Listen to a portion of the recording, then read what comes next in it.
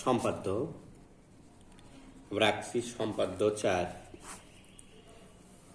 সামন্তরিকের দুটি কর্ণ 5 সেন্টিমিটার ও 60 সেন্টিমিটার এবং অন্তর্ভুক্ত কোণ 45 ডিগ্রি দেওয়া আছে। সামন্তরিকটি আঁকো। আমরা প্রথমে সামন্তরিকের দুইটা কর্ণ আঁকবো। আমরা একটু ফাঁকা অবস্থানে কর্ণ আছে 5 সেন্টিমিটার আর একটা কর্ণ একটু ফাঁকা নেই আর 7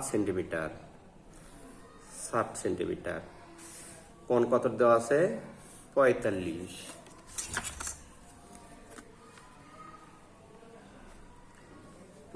ডিগ্রি কোণ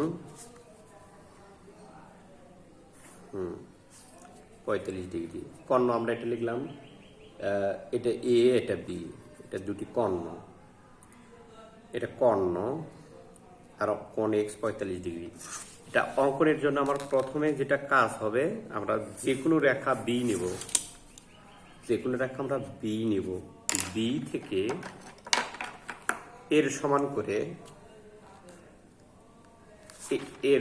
করে কর্ণ এর সমান করে বিসি অংশ কেটে নিই। এখন এটাকে আমরা সমদ্বিখণ্ডিত করব। এটাকে সমদ্বিখণ্ডিত কিভাবে করব? অর্ধেকের বেশি বাহু দিয়ে। কি করব? অর্ধেকের বেশি বাহু দিয়ে উভয়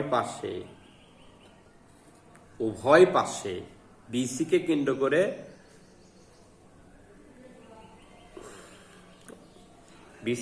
করে অর্ধেকের সমান ব্যাসার্ধ নিয়ে যথাক্রমে দুটি বৃত্তচাপ আঁকি। এটা মধ্যবিন্দু নির্ণয়।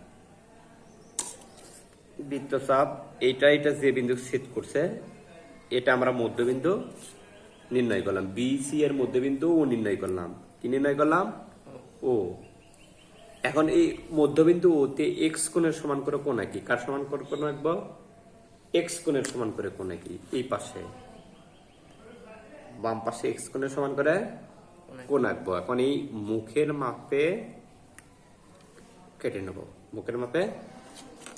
কেটে নিয়ে দুটো যোগ করে দেবো। এটা কেটে দেবো এবং ওটাকে বর্ধিত করবো। ওটা কাটবো এবং বর্ধিত করবো এক্স কোণের সমান করে।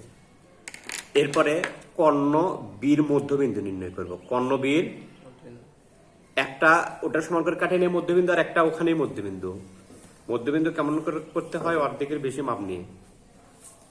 অনুরূপভাবে এই প্রান্তে এইরকম